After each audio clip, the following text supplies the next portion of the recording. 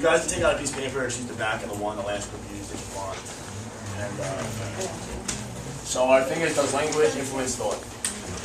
Our objective is by completing the activities, the students will be able to understand how the language known influences what we see and process. So what we're going to do is quickly, we're each going to put we're going to push the button and the Gatorade's come up, and you're just going to name the flavor as it goes. Quickly. Lemon. Or write it down. Going really fast. Yeah, we know. Just go fast. Go. Gotta go. Gotta go. Glacier Frost. Write it down. I'm writing it down. Yeah. All right. Did anyone get what they come on? It was supposed to be fast. Ready, go It's supposed to again. be We'll go fast. one more time. We'll go quickly once more and just write it down.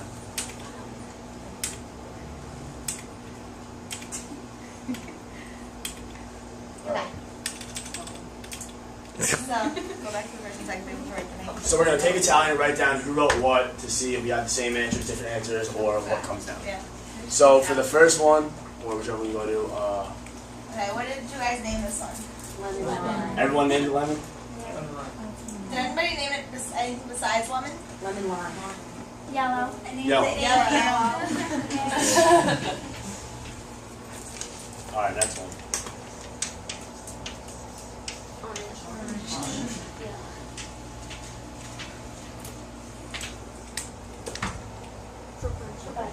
Anything else?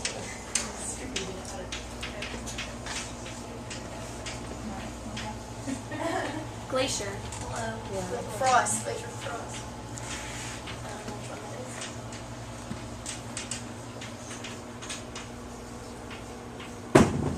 Creek.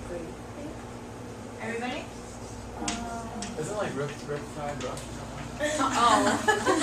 I like that Do you know one. the main ingredients? All right, so luckily a lot of you guys are smart, but the main purpose was to show how, like, I don't know, personally when I get a Gatorade, I call them all by their colors, and how most people call their Gatorades by colors opposed to actual flavors, and how just kind of like culturally that's how everyone does, and that's what we're taught, and how earlier in life you're taught colors opposed to flavors. So when you see something, you automatically just say, "Give me the red Gatorade," opposed to fruit punch. Like when you're out and you want to like get a Gatorade, you're not going to say, "Oh, I'll take a fruit punch Gatorade." No, you're going to say, "I'll take a red Gatorade." So. And it was like more evident in the longer ones, like Glacier Freeze. No one says, "Go get me a Glacier Freeze." You say, "Just get me a Blue." Yeah, you say, "Get me a blue Gatorade," not. And it connected to the different articles that we had because of the Benjamin Wharf one. We label things like with things that we know, or like the language or behavior, and like we act upon it. And then everyone sees everything differently. So when some people said automatically lemon, there were some people who said yellow, and the same happened with the blue, orange and orange, is the same thing. But So connecting to the articles is your language shapes how you think, written by Guy. I don't even know how to say that. Making some interesting point about how language has the power of the mind.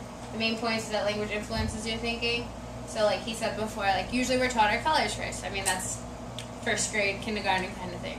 So like they said, you don't go, "Oh, can I have the frost one?" You say, "Can I have the blue one?" Yeah. And then if we were to do this with little kids, it would probably work easier. You guys know Gatorade, most of you are athletes, you do drink it. But it was supposed to show how thought process may result as a habit of cultural things. to move forward, we could use more of what, instead of like the first thing that comes into our minds, we could actually go away from labeling things and use prior knowledge on calling things.